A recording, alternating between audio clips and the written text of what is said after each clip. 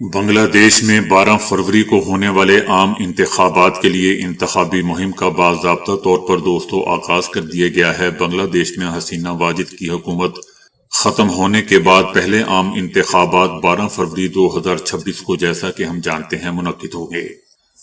حسینہ واجد کے خلاف تحریک چلانے والے نوجوانوں کی جماعت نیشنل سٹیزن پارٹی نے ڈھاکہ سے اپنی مہم کا آغاز کر دیا ہے۔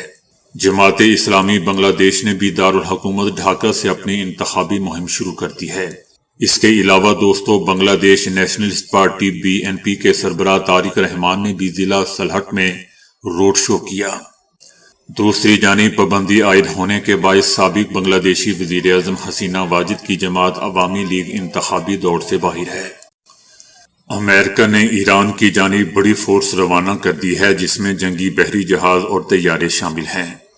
صدر ٹرمپ کا کہنا تھا کہ ہماری بڑی فورس ایران کی جانب رواں دواں ہے، بہت سے جہاز ایران کی طرف جا رہے ہیں اور ہم ایران کے قریب اور احتیاطی طور پر فورس تعینات کر رہے ہیں، دیکھتے ہیں کہ آگے کیا ہوتا ہے۔ ٹرمپ کا یہ بھی کہنا تھا کہ انہوں نے ایران پر گہری نظر رکھی ہوئی ہے، ایران کو کہا تھا کہ اگر پھانسیاں دی تو کارروائی کریں گے۔ میری دھمکی کے بعد ایران نے پھانسیاں منسوخ کر دیں۔ صدر ٹرمپ نے یہ بھی واضح کیا کہ اس فوجی نقل و حرکت کا مطلب یہ نہیں ہے کہ امریکہ لازمی طور پر فوجی کارروائی کرے گا۔ بتایا جا رہا ہے کہ امریکی فوج ساز و سامان کے ساتھ مشرق وسطی کی جانب روانہ ہو چکی ہے اور اس میں طیارہ بردار بحری جہاز USS ابراہم لنکن، جنگی بحری جہاز اور جنگی طیارے شامل ہیں۔ اس سے پہلے صدر ٹرمپ نے یہ بھی کہا تھا کہ وہ ایران کے خلاف مزید فوجی کارروائی نہیں کریں گے، تاہم اگر ایران نے اپنا جوہری پروگرام دوبارہ شروع کیا تو امریکہ جواب دے گا۔ صدر ٹرمپ نے اعلان کیا ہے کہ ایران بات چیت کرنا چاہتا ہے تو ہم بھی بات چیت کے لیے تیار ہیں۔ صدر ٹرمپ کا یہ بھی کہنا تھا کہ ایران کی طرف ایک بڑی فورس بھیجی جا رہی ہے۔ صدر ٹرمپ کا کہنا تھا کہ امریکی فوجی اثاثے مشرق وسطی منتقل ہو رہے ہیں۔ صدر ٹرمپ نے گرین لینڈ کی سیکیورٹی پر بھی نیٹو کے ساتھ مل کر کام کرنے کا وعدہ کیا۔